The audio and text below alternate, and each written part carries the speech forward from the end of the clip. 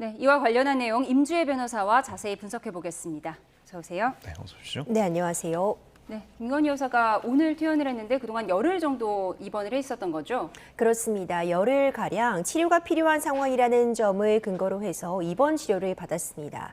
그전에도 소환 요구에 대해서 건강상의 이유를 들어서 소환에 응할 수 없다는 입장을 밝혔었는데 그러니까 치료가 필요하고 좀 장기간 입원 치료까지 필요했다는 사정을 들어서 입원을 했다가 오늘 퇴원을 하는 것으로 지금 확인이 되고 있습니다. 네. 사실상 퇴원 절차가 진행이 되었기 때문에 어떤 소환에 응할 가능성도 높아지고 있다고 평가가 됩니다. 예, 지금 보여드리는 화면이 지금 카니발 차량으로 병원에서 이동하는 모습을 조금 전에 보여드렸습니다. 예, 지금 나오고 있습니다.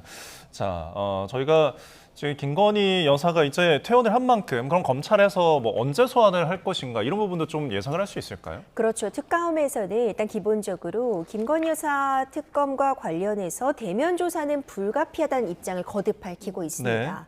여러 가지 혐의점들이 지금 문제가 되고 있는데 뭐 도이치모터스 주가 조작 의혹이라던가 아니면 인천 세관 마약 밀수 수사에서 외압을 벌였다, 외압 의혹 이런 부분들 결국 최종적으로는 대면 조사를 통해서 혐의점을 확인할 수밖에 없어 보입니다. 예. 다만 원래 일반적인 수사 과정을 보더라도요. 대면 조사는 수사의 좀 막바지에 이루어지는 것이 보다 일반적이라고 평가가 됩니다. 네. 어느 정도 사실관계에 대한 파악이 끝나고 질문이 좀 정리가 됐을 때 그리고 다른 참고인들의 진술과 혹시라도 어떤 모순점이 발견되지 않을지 이런 부분들이 정리가 된 이후에 소환을 하는 것이 보다 일반적이라고 보기 때문에 당장 소환이 반드시 있어야 된다 이렇게 보지는 않고요. 예. 다만 소환은 머지않은 기간에 있을 수밖에 없는 게 지금 특검도 시간에 제한이 존재합니다. 무한정 이 수사 기간을 늘릴 수 없기 때문에 자료가 정리되는 대로 사실관계에 대한 자료에 대한 이첩이라던가 파악이 완료되는 즉시 예. 소환은 있을 수밖에 없어 보이고요. 특히 윤석열 전 대통령에 대한 내란 특검에서 체포영장이 발부되지 않은 사유 가운데 네. 특검에 지금 출석을 하겠다고 윤석열 전 대통령이 밝히고 있고 특검 측도 별도로 소환을 요청하지 없었다는 점이 좀 주요한 근거로 작용했기 때문에 네. 이 김건희 여사 특검 측에서도 일단 한두 차례 정도는 소환 요청을 하고 예. 김건희 여사 역시 소환에 응하지 않으면 체포영장 발부 가능성이 매우 높기 때문에 일정을 조율하여 빠른 시일 내에 출석하지 않을까 그렇게 예측이 됩니다. 예, 예. 지금 김건희 여사 퇴원 관련 화면을 보여드리고 있습니다. 지금 새로 들어온 화면인데요. 예. 윤석열 전 대통령이 직접 이렇게 휠체어를 밀고 있고요. 김건희 여사는 베이지색 의상과 마스크 그리고 안경을 착용하고 병원 밖으로 나가고 있습니다. 병원 밖에 세워진 이 카니발 차량을 타고 지금 이동하고 있습니다. 네, 현재 아크로비스타에 있는 이제 자택으로 이동하는 것으로 저희가 전해졌습니다. 예, 송파구 아산병원에서 서초동 아크로비스타로 이동을 하고 있는데요. 이 전직 대통령 경호 예우에 따라서 아마 이동을 할 것 같습니다. 네. 자, 뭐 김건희 여사 측에서는 어쨌든 정당한 소환 요청에 성실히 응할 것이다. 그러니까 특검에서 요청이 오면은 일시 장소를 협의해서 응할 것이라는 거니까 일단은 불응까지는 조금 예상을 안 해볼 수 있겠네요. 그렇죠. 사실 이 부분도요. 만약 소환에 응하지 않겠다고 공식적으로 입장을 밝힌다거나 네. 아니면 당장은 조사가 어렵다라는 취지의 발언을 한다면 사실상 특검 입장에서는 또다시 체포영장 카드를 꺼내들 확률이 매우 높아 보입니다. 네. 그렇기 때문에 일단 기본적으로 지금 진행될 수사에는 적극적으로 임하겠다는 그런 의지를 밝힌 이상 어떤 강제적인 조치로 나아가기 어려운 측면도 있거든요. 네. 일단 적극적으로 특검의 수사에는 임하겠다. 적어도 특검에서 정상적인 범위로서 적법한 절차에 따라서 요청을 한다면 응하겠다는 입장은 거듭 밝히고 있는 만큼 예. 앞으로 소환 요구가 있을 때 어떤 방식으로 응대할지 조금 더 지켜볼 필요성이 있어 보입니다. 예, 예. 지금 김건희 특검이 수사 대상이 16개로 그 3개 특검 가운데 가장 많잖아요. 뭐 사건별로 수사팀을 쪼개야 할 정도라고 하던데요. 지금은 이제 기존 수사팀에서 자료를 이관받는 단계인 거죠? 그렇습니다.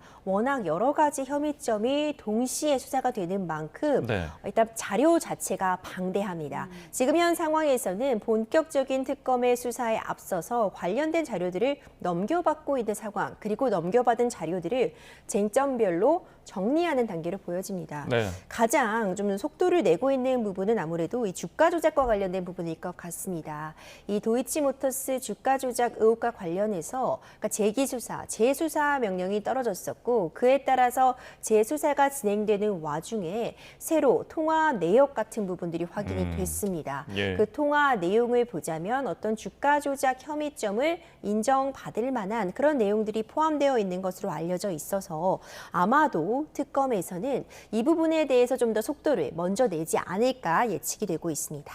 알겠습니다. 예. 자, 저희가 이제 김건희 여사의 퇴원과 관련해서 또 앞으로의 어떤 수사, 소환이나 관련해서 그 내용들을 좀 짚어봤습니다. 자, 저희가 이제 모습에도 윤석열 전 대통령이 이제 보였습니다만은 내일 이제 출석을 앞두고 있잖아요. 근데 지금 이 출석 방식을 두고서 굉장히 신경전인데 결국은 지하주차장을 고집하고 있어요. 이게 왜 그런 걸까요? 그렇습니다. 일단 애초에 9시냐 10시냐를 놓고도 좀 신경전을 벌이는 모습이 보였습니다. 네. 그러니까 특검 측에서는 9시까지 출석을 하라고 했고 윤석열 전 대통령 측에서는 10시에 출석을 하겠다 했습니다. 근데 이 부분은 사실 9시냐 10시냐가 그렇게 중요한 부분은 아니었던 것 같아요. 네. 일반적으로 업무 시간 범위 내에 물론 주말이긴 하지만 이 시간 자체는 일단 특검 측에서 받아들여줬습니다. 하지만 지금 협의점을 못 찾고 있는 부분이 그러니까 포토라인 앞에 설 것인가 말 것인가, 그러니까 공개적으로 출석을 할 것인가 아니면 지하 주차장을 통해 비공개 출석을 할 것인가 이 부분이 좀 쟁점이 되고 있는데요. 예. 특검 측에서는 원칙대로 하겠다. 지하 주차장 이용을 허용할 수 없고 이미 공개적으로 내란죄 형사재판 공판 기일에 출석을 하고 있는데 굳이 비공개 출석을 요구하는 건 일종의 신경정을 벌이기 위한 것에 불과하다. 네. 원칙적으로 공개석상으로 출석하라는 입장을 거듭 강조하고 있고요. 이에 반해서 윤석열 전 대통령 측에서는 안정상의 이유도 하나로 들고 있을 것이고 이제 그보다도 기본적으로 이런 피의자로서 출석을 할 때 조사를 받을 때는 비공개로 출석을 하는 게 원칙인데 이렇게 다시 한번 포토라인 앞에 서도록 하는 것은 공개적으로 망신을 주기 위한 의도가 있는 것이다라고 지금 맞서고 있거든요. 하지만 이미 윤석열 전 대통령 측에서는 체포영장 기각 사유에서도 나왔듯이 출석을 하겠다. 특검 측의 조사에는 임하겠다고 밝히고 있는 만큼 출석을 하지 않을 가능성은 사실 매우 낮다고 보여지고요. 예. 출석을 하게 된다면 내일 지하 주차장 출입까지를 기다리면서 어떤 대치 상황을 벌일 가능성도 점쳐지고 있지만 그렇다면 정상적인 출석으로 인정이 되지 않을 가능성이 매우 높습니다. 예. 네. 그 앞까지만 간 걸 가지고 출석을 했다고 보긴 어렵고 결국 조사실에 들어가서 유의미한 조사가 진행될 수 있을 때 예. 변호인들의 입회하에 질문을 받고 그에 대한 답변을 할 때 이것을 사실 조사라고 우리가 문맥상으로도 이해가 가능하기 때문에 네. 만약 들어가지 않고 대치 상황을 벌인다면 그때는 특검 측이 지금 얘기하고 있는 것처럼 이것은 제대로 출석한 것이 아니다. 체포영장 발부 사유가 또다시 발생하고 있다.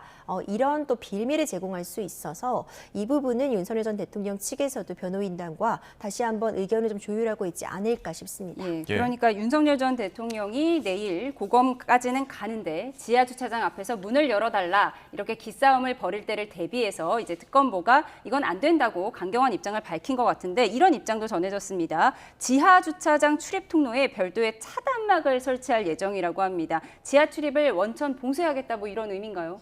그렇죠. 그렇게 읽혀집니다. 그러니까 지하로 들어갈 수 없게 차단을 해두고 원칙적으로 다른 전직 대통령과 마찬가지로 입구를 통해 들어와라. 이런 입장을 거듭 강조하고 있는 것으로 보여지는데요.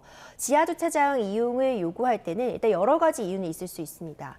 기본적으로 어떤 피의자의 방어권 행사, 이 방어권 행사 측면에서 비공개로 조사를 받을 그럴 실익이 있다라는 측면도 있을 것이고 네. 그보다도 사실 원칙적으로 중요한 부분은 어떤 안전상의 이유를 들 수 있거든요. 만약 어떤 경호의 어려움이라던가 예. 이 윤석열 전 대통령의 안전뿐만 아니라 많은 시민들이 모여서 이 시민들의 안전이 위협될 때 이럴 때는 비공개로의 전환을 생각해 볼 수 있겠지만 사실상 애초에 내란죄 형사재판에서 1차, 2차 공판 정도에는 지하주차장 출입을 허용했다가 그 이후에는 지금 지하주차장을 통하지 않고 정상적으로 이제 지상을 통해서 출입을 하고 포토라인은 세워지고 이미 언론에 노출이 되어 있거든요. 네. 이렇게 이미 언론에 공개가 되어서 재판을 받고 있는 가운데 이 소환 조사에 응하는 그 모습이 공개되냐 마냐가 그렇게 중요할 것인가 내지는 이것을 계속 고집하다가는 오히려 어떤 수사 과정에 있어서 적극적으로 임하고 있지 않다는 인상도 줄 수 있기 때문에 예. 좀 더 전략적으로 판단할 필요성이 있어 보입니다. 네. 지금 이제 앞서서 한 번 체포영장을 청구를 했다가 기각이 되고 그다음에 이제 소환을 했는데 만약에 이번에 정말 그 요구가 안 받아들여져서 출석을 하지 않는다면 바로 체포영장을 또 청구할까요? 바로 청구는 하지 않을 가능성도 있어 보입니다. 예. 이미 기본적으로 체포영장 발부가 되지 않으면서 예. 재판부에서 가장 주요하게 들고 있었던 사유가 윤석열 전 대통령 측에서 지금 수사에 협조하겠다고 밝히고 있는 점이 근거였거든요. 바로 체포영장 발부 같은 다음 카드를 생각하기보다는 예. 뭐 한 차례 정도 더 협의를 한다거나 네. 소환 조사를 요청할 가능성은 있어 보이는데 이것이 여러 차례 반복될 수는 없어 보입니다.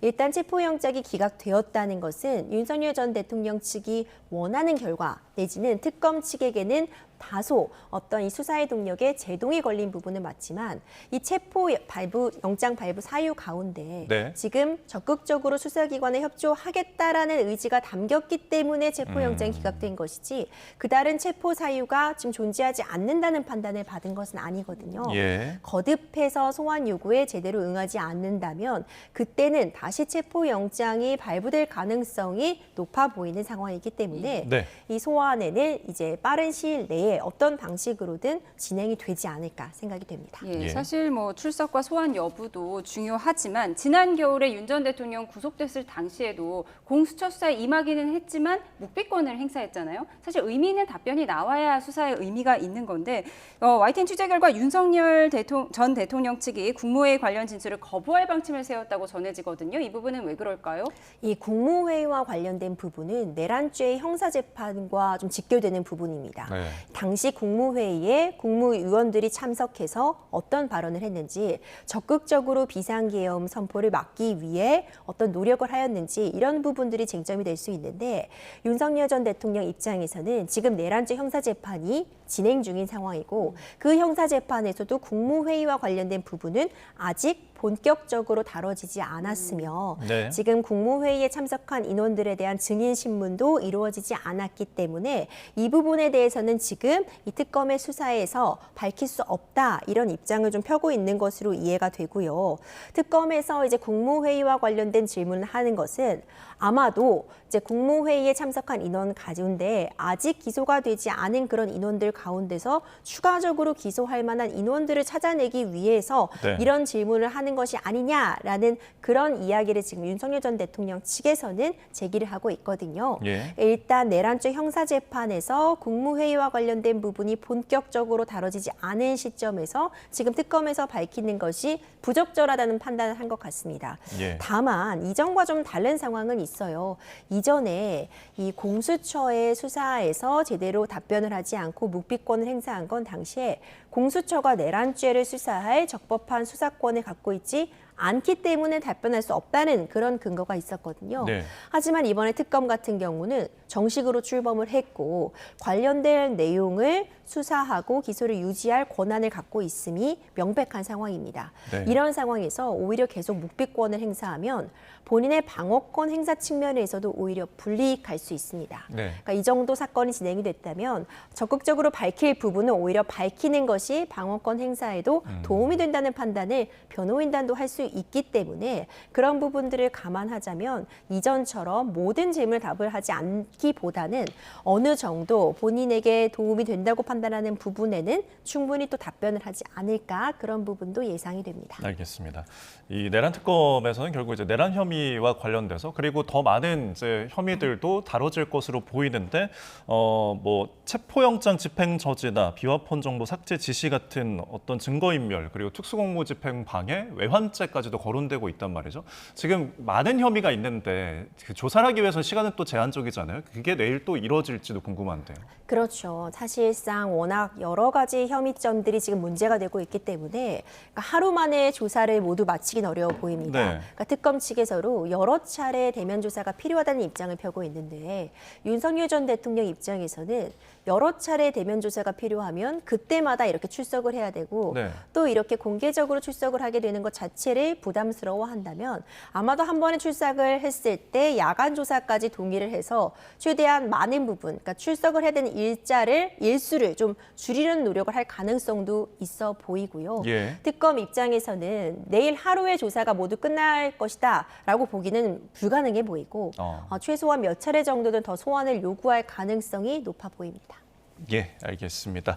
자, 지금까지 임주혜 변호사와 함께 이야기 나눠봤습니다. 오늘 말씀 고맙습니다. 고맙습니다.